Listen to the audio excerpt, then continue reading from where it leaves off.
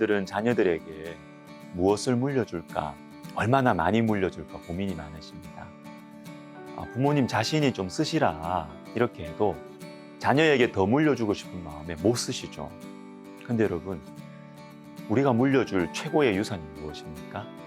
물질적인 유산도 좋지만 최고의 유산은 따로 있습니다.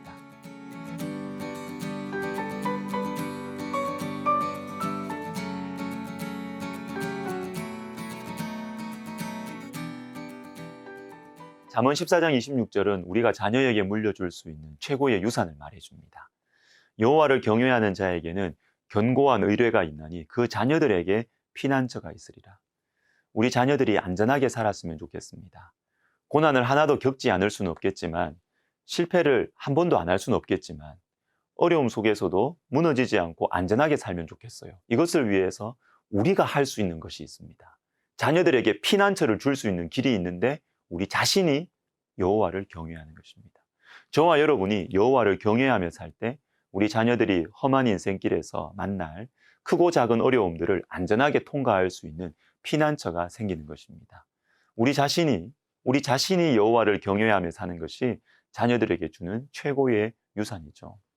열왕기상 11장에 보면 솔로몬의 마음이 변질되어서 하나님을 떠납니다. 이때 하나님께서 솔로몬에게 심판을 명하시는데 이상한 말씀이 나옵니다. 12절 13절 보십시오. 그러나 내 아버지 다윗을 위하여 내 세대에는 이 일을 행하지 아니하고 내 아들의 손에서 빼앗으려니와 오직 내가 이 나라를 다 빼앗지 아니하고 내 종 다윗과 내가 택한 예루살렘을 위하여 한 지파를 내 아들에게 주리라 하셨더라.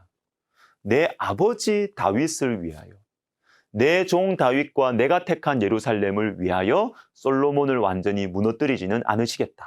여러분, 마음이 변질된 이 솔로몬의 모습은 참 안타까워요. 그러나 하나님께서는 그의 아버지 다윗이 여호와 하나님을 경외했기 때문에 솔로몬에게 임할 심판을 감해 주시는 거예요. 여러분, 우리 자신이 하나님을 경외하며 살아갈 때 자녀들에게 피난처가 생기는 것입니다. 자, 연세대 황상민 교수님이 쓴 한국인의 심리 코드라는 책에 한국인이 왜 부자가 되려고 하는지 그 이유에 대해 나와 있습니다. 한국인이 부자가 되려는 것은 돈을 많이 벌기 위해서가 아니었다.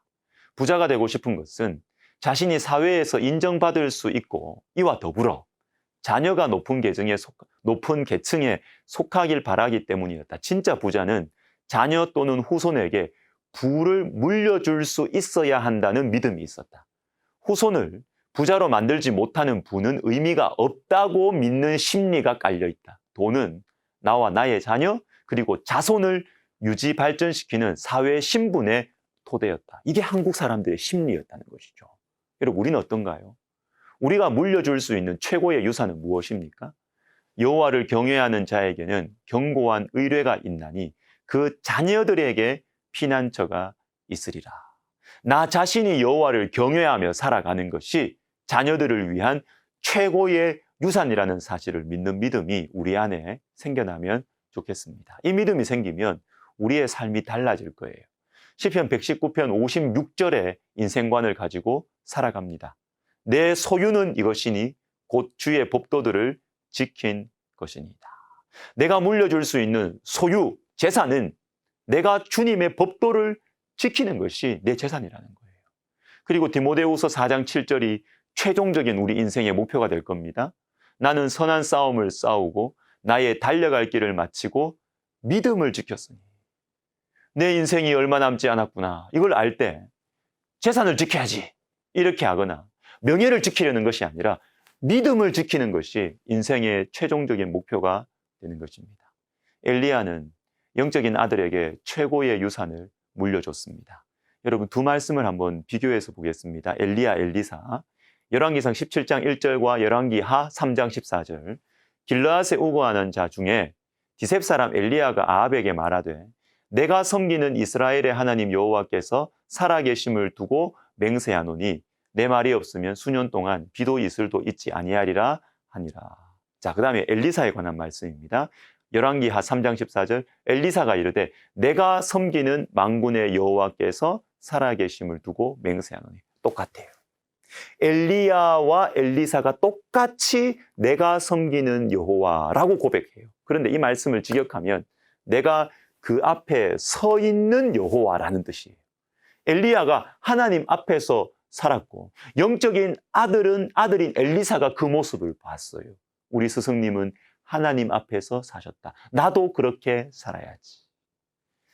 목회자들의 목회자라고 일컬어지는 유진 피터슨 목사님은 자녀 양육에 대한 책에서 이런 말을 합니다. 어떤 부모들은 청소년들이 자기 선조들의 믿음에 의문을 가지기 시작을 하면 그것은 부모가 새로운 관계를 발전시키고 그 관계를 좀 더 명백하게 해야 할 때라는 신호라고 생각합니다. 여기서 새로운 관계란 아버지와 딸 사이 또는 어머니와 아들 사이의 관계가 아니라 그리스도인과 그리스도인으로서의 관계를 뜻합니다. 그리스도인 부모가 되는 책임에다가 이제는 그리스도인이 돼요. 부모의 책임 넘어서 이제는 그리스도인이 되어서 개인적인 신앙의 의미를 자녀와 함께 나누어야 하는 소명이 더해진 것입니다. 여러분, 자녀들과 새로운 관계를 맺어야 할 때가 옵니다.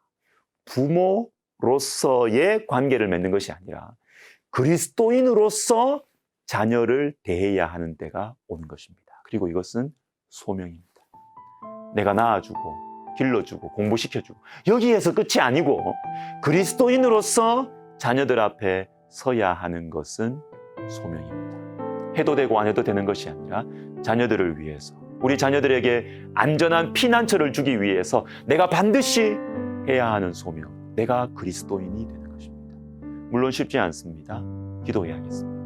우리 자신이 먼저 여호와를 경외하는 진실한 그리스도인이 되어서 내 사랑하는 자녀들에게 피난처를 주는 축복의 통로가 되기를 기도해야 하겠습니다. 기도하겠습니다. 하나님 아버지, 우리의 영적인 눈을 열어주셔서 말씀에 나온 대로 내가 주님을 경외하여 우리 자녀들이 피난처를 가지고 살아가는 하나님, 그러한 지혜로운 삶을 허락하여 주시옵소서. 예수님의 이름으로 기도하옵나이다. 아멘.